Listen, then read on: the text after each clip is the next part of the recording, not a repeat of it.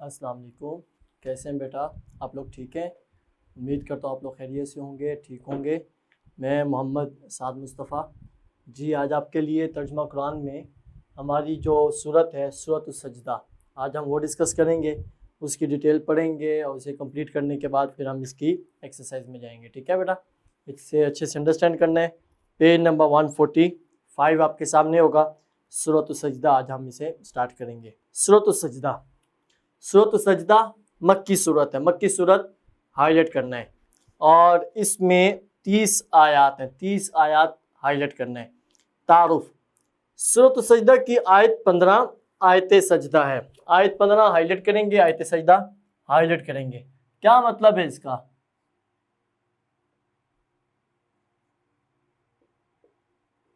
یعنی وہ آیت ہے جس میں پڑھنے سے سجدہ واجب ہو جاتا ہے۔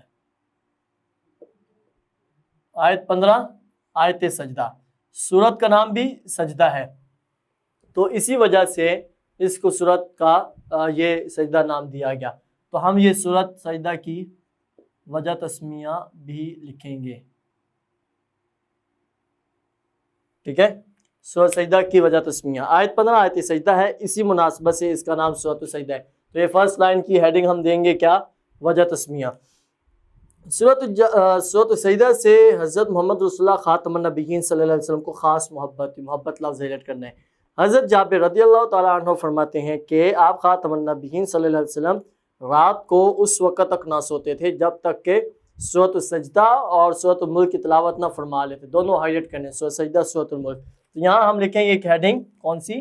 فضیلت کی۔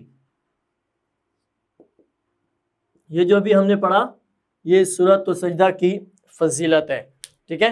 اور آگے بھی فضیلت آ رہی ہے کہ حضرت محمد رسول اللہ خاتم النبیین صلی اللہ علیہ وسلم جمعہ کے دن، جمعہ لفظ ہائلائٹ کرنا ہے، نماز فجر لفظ ہائلائٹ کرنا ہے، کی پہلی رکعت میں پہلی رکعت لفظ ہائلائٹ کرنا ہے، اکثر سورۃ السجدہ کی تلاوت فرمایا کرتا، تو یہ بھی اسی کی فضیلت میں شامل ہے، تینوں لفظ ہائلائٹ کریں، جمعہ، نماز فجر، پہلی رکعت۔ آگے اس سورت کا نام تنزیل السجدہ اور الف لام میم سجدہ بھی بیان کیا گیا۔ تو یہاں ایک ہم سوال بنائیں گے،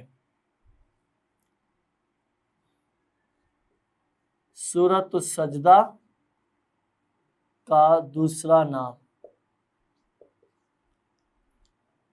کیا ہے؟ یہ لکھیں، دوسرا نام لکھیں۔ تو دو نام ہیں، دونوں میں سے کوئی ایک لکھیں گے، دونوں ہی لکھ سکتے ہیں، ایزی ہے ہمارے لیے۔ تو اس سورت کا نام تنزیل السجدہ اور الف لام میم سجدہ بھی بیان کیا گیا، تو دونوں ہائی لائٹ کرنے ہیں۔ آگے جی سورت السجدہ کا خلاصہ کی ہیڈنگ دیں گے،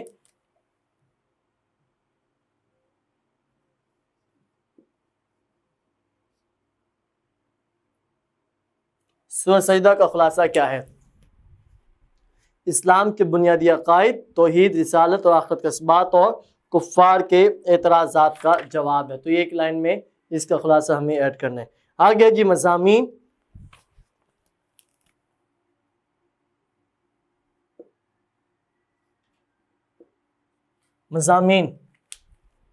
سورۃ السجدہ میں قرآن مجید پر ایمان لانے کی دعوت دی گئی ہے، قرآن مجید پر ایمان ہائی لائٹ کرنا ہے۔ آگے جی توحید اور آخرت کے دلائل بیان کیے گئے ہیں، منکرین آخرت کے اعتراضات کا جواب ہے، منکرین آخرت لفظ ہائی لائٹ کرنا ہے۔ اس صورت میں بتایا گیا ہے کہ اللہ تعالیٰ نافرمانوں پر بڑے عذاب سے پہلے چھوٹے چھوٹے عذاب بھیجتا ہے، چھوٹے عذاب ہائی لائٹ کرنے ہیں تاکہ وہ گناہوں سے باز آئیں، گناہوں سے باز لفظ ہائی لائٹ کرنے ہیں، اور اللہ تعالیٰ کی طرف رجوع کا لیں، رجوع لفظ ہائی لائٹ کرنا ہے۔ قیامت کے دن اچھے اور برے لوگوں کا کیا انجام ہونے والا ہے، اس صورت میں وضاحت سے بتا دیا گیا ہے۔ آگے ہیں جی اس کے علمی عملی نکات، علمی عملی نکات کی ہم ایک ہیڈنگ بنائیں گے،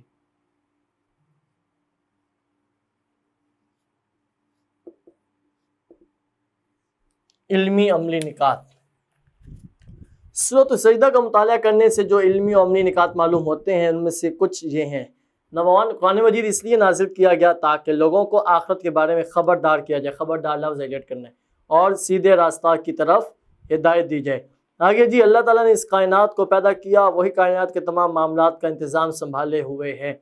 نمبر 3، جو شخص دنیا میں مگن ہو کر، مگن کا مطلب ہوتا ہے مصروف ہو کر، قیامت کے دن اللہ تعالیٰ سے ملاقات کو بھلا دیتا ہے، تو قیامت کے دن اللہ تعالیٰ بھی اسے جہنم میں ڈال کر فراموش کر دے گا۔ فراموش لفظ ہائلائٹ کرنے، فراموش کا مطلب ہے جی بھلا دینا، اللہ تعالیٰ بھی اسے جہنم میں ڈال کر بھلا دے گا۔ نمبر 4، اللہ تعالیٰ کی فرما برداری کرنے والے اور اللہ تعالیٰ کی نافرمانی کرنے والے برابر نہیں ہو سکتے، برابر لفظ ہائلائٹ کرنا ہے۔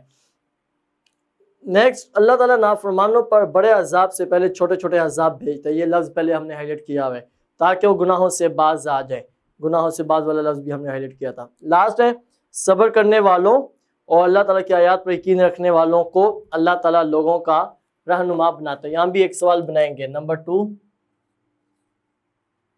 سورۃ سجدہ کے مطابق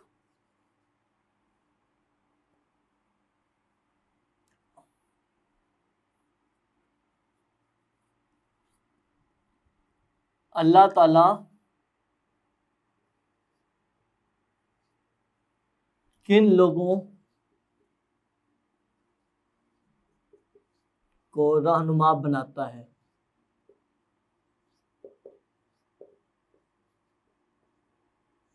سورہ سجدہ کے مطابق اللہ تعالیٰ کن لوگوں کو رہنما بناتا ہے، ٹھیک ہے؟ تو اس میں جو بھی آخری ہم نے پوائنٹ پڑھا یہی اس کا آنسر ہے۔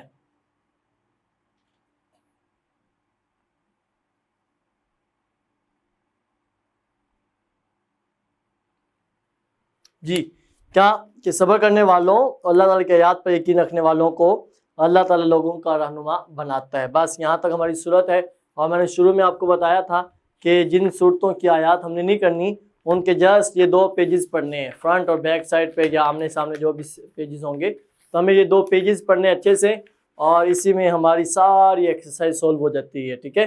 اور ایڈیشنل ہوں گے یا ایکسرسائز کے ہوں گے، جو بھی شارٹ کویشچن ہوں گے، MCQs ہوں گے، تو ہمارے اسی میں کمپلیٹ ہو جاتے ہیں۔ تو یہاں پہ ہیں جی کچھ چیزیں جو ہم نے نوٹ کی ہیں۔ آیت 15 آیت سجدہ ہے، قرآن پاک کی سورۃ سجدہ کی آیت نمبر 15، ٹوٹل 30 آیات ہیں، تو اس میں آگے جی وجہ تسمیہ کیوں نام دیا گیا، اس کی ریزن بھی یہی ہے۔ آگے ہے جی فضیلت، 2 فضیلتیں ہیں، کوئی بھی ایک ہم لکھ سکتے ہیں، خلاصہ بھی، مضامین بھی، علمی عملی نکات بھی۔ جب ہم لونگ کرتے ہیں تو اس میں بھی ہماری یہی ہیڈنگ ریپیٹ ہوتی ہیں۔ اور پہلا سوال ہے سورۃ سجدہ کا دوسرا نام لکھیں، دوسرے نام لکھیں، اگر دوسرے نام آئے گا تو پھر دونوں نام لکھے ہوں گے، دوسرا نام آئے گا تو پھر بھی ہم دونوں لکھیں یا ایک لکھیں، پھر ہمیں اجازت ہے، ٹھیک ہے؟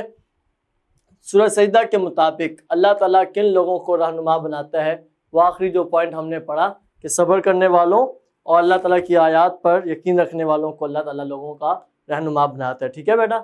آپ نے اسے اچھے سے انڈرسٹینڈ کرنا ہے، اور یہ یاد کر لیں گے تو پھر ہمارے لیے اس کی ایکسرسائز جو ہے وہ ایزی ہو جائے گی۔ اگلے لیکچر میں ہم انشاءاللہ اس کی ایکسرسائز کریں گے، ٹھیک ہے بیٹا؟ اسے آپ نے یاد کرنا ہے، انڈرسٹینڈ کرنا ہے۔ اوکے، اللہ حافظ۔